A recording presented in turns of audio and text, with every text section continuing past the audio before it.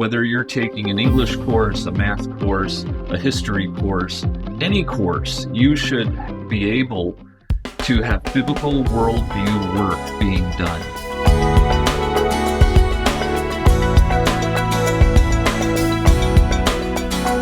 We were talking about why so many people are walking away from a biblical worldview. And that is a scary thing. I think as Christian parents, we often think about that and we want to hold tight to our kids and we homeschool them because we want to give them Jesus. We want to point them to the cross.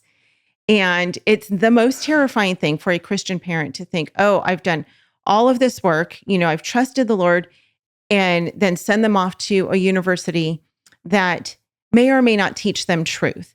And I want to park here for a minute because I want you to talk about the difference since you've taught in both secular and Christian universities. I know that not all Christian universities are created equal. Secular universities, we know what to expect from them.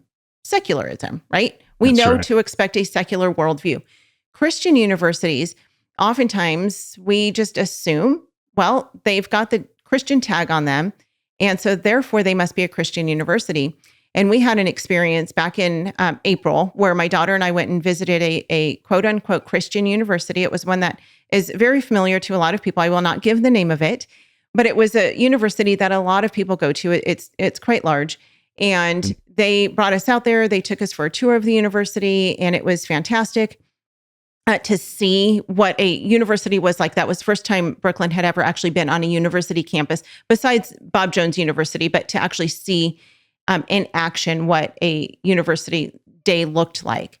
And as we were learning more and more about this university and hearing from different people, we were in a big group of people. And I asked the question, I said, do you require your professors to be believers? And they said, oh, no, only our theology department. But no, our other professors are not required to be believers. They don't have to sign a statement of faith or anything. And I thought, well, that's interesting. Neither do their students. And as we went on and they were talking about the different clubs and things that they had on campus, I said, so raise my hand again. I was kind of I'm going to ask all the questions because I really wanted to know these things. And I said, so you have all of these clubs and things that support the student body. I said, and I asked it in a way that I didn't want them to know where I stood on it because I wanted them to be honest about the answer. I said, do you host clubs like, LGBTQ and things like that? And they said, oh, yeah. Those are student-led clubs, but we allow those on campus. And went on to say, and we also have what's called an inclusive lounge. And this inclusive lounge was for all students. And like you said, it's for the Christians, but it's also for the LGBT community and the Muslims and the Mormons and the atheists and everybody. And it's where everybody can come together and they can feel loved and accepted and welcomed. And I was like, what is happening? And we walked away from that tour so discouraged. And both my daughter and I just said, this is definitely not for us. But I was heartbroken because I thought this is a university that is a very Christian labeled university that most people would think if they send their children there, they are going to get taught a biblical worldview. And that is absolutely not the case there. It might be in some classes, maybe, but the majority of classes, that's not the case unless they're in the theology department. So I know that that's a long story, but I want you to talk through that because as those of us who have high schoolers and even middle school kids, as we're looking to their future and looking to where they may go to school, may continue their education after our homeschool, what have you seen in the world of universities, both secular and Christian, and why is it dangerous to just say, okay, Christian university, let's go there? Yeah, you have to do your homework because like your story shows there are this, and I mentioned this in our last podcast together. We are in a reality war, and Christianity is failing miserably. Yeah. They're failing because what they've given into is the secular idea that your religion is fine in its place, but you need to make room, the syncretistic idea that your worldview can't be one thing, it has to be many things. So you have to add appreciation for sin. You have to add acceptance of sin. You have to add even some approval of sin Right. Otherwise, you're a bigot, you're not loving, and all those sort of things. And what we find is that, you can have all the clubs you want, you can have the best Christian band come you want, you can have Trump come and speak, you can have all these things happen that make you sound like the most conservative place in the world.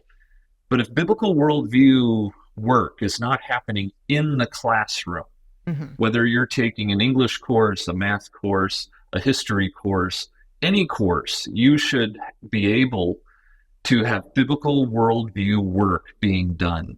Because what biblical worldview work does is it forces you to think critically. In other words, you have to trace your beliefs. Here's a belief that I have about history. Here's a belief I have about math. How do I trace that back to know that belief, that fact or belief, whatever you want to call it, actually traces back to my ultimate authority, God's word? I mean, that's what no one wants. People are fond of God's word. They think it's wonderful, but they don't see it as the authority that interprets all of life. They don't, and they don't like that idea. And that's why, even Rosaria Butterfield is coming out with a new book pretty soon. Should be out by now, about the lies the church has accepted.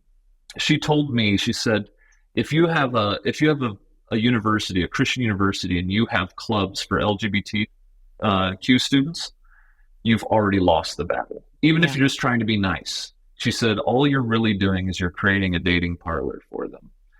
And you are adding to the frustration and the sin that they are in. And so you have to stand, and you have to be willing to sacrifice something. Homeschool Insights is sponsored by CTC Math. If you're looking for a great online math program, visit ctcmath.com and try it for free. For more great homeschool inspiration and resources, listen to the Schoolhouse Rocked Podcast every Monday, Wednesday, and Thursday.